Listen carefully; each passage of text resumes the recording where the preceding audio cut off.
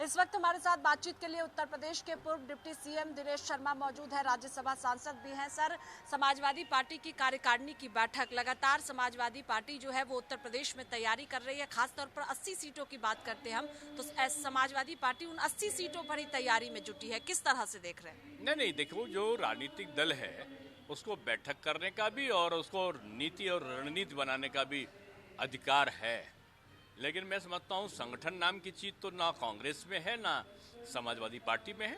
संगठन cadre base का और नीचे पन्ना प्रमुखता का अगर किसी का है तो वो बीजेपी का है, और बीजेपी का कार्यकर्ता और बीजेपी के पक्ष में जनता दोनों तैयार है। और मैं समझता हूँ कि इस लोकसभा चुनाव में प्रधानमंत्री पद की तो नो वैकेंसी है, उसमें कोई पद रिक्त है नहीं, क्योंकि भी लंबे अंतराल तक मोदी जी का मार्गदर्शन और नेतृत्व पहले से अधिक बहुमत से मिलने वाला है। और मैं समझता हूँ कोई भी रणनीति बना ले, बीजेपी तो जननीति के आधार पर काम करती है, और बीजेपी की जो जननीति है वो गरीब कल्याण योजनाओं ने जातिवाद के जहर को अमृत के रूप में समाप्त किया है। आपको लगता है कि गठबंधन कमजोर है, इसीलिए 80 सीटों पर तैयारी सपा कर रही है? देखिए, ये मजबूत कब थे, इनका कोई आधार थोड़ी है। इनकी तो पूरे प्रदेश में यूनिट नहीं है। इनके जो सहयोगी दल जो इंडिया के गठबंधन है, इनकी तो अगर पता करो तो पूरे जो 75 जिले हैं उनमें उनकी यूनिट भी नहीं गठित है। ये क्या चुनाव लड़ने की हुंकार भरेंगे? अब कितना महीना रह गया? 5-6 महीना। मैं समझता हूं कि बीजेपी के कैडर का कोई जवाब नहीं है, कोई मुकाबला नहीं है।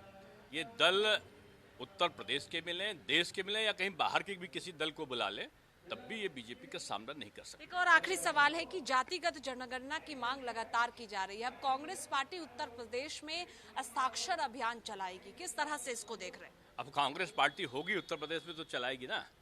ये इनका अस्तित्व ही नहीं तो चलाएंगे क्या? ये अपने घर में चला लें, पहले घर में ये चला लें। परिवारवाद के खिलाफ एक अभियान इनको परिवारवाद के खिलाफ भी चलाना चाहिए, और परिवारवाद के खिलाफ जो अभियान ये चलावें तो कम से कम उसकी शुरुआत इनको स्वयं करना चाहिए।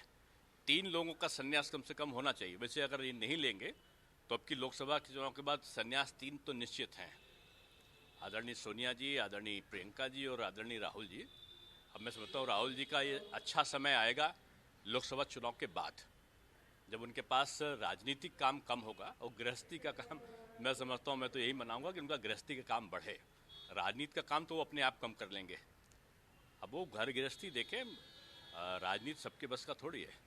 बहुत शुक्रिया बातचीत के लिए। कैमरा पर्सन रोहित के साथ स्वाति पाठक, भारत समाचार, दिल्ली।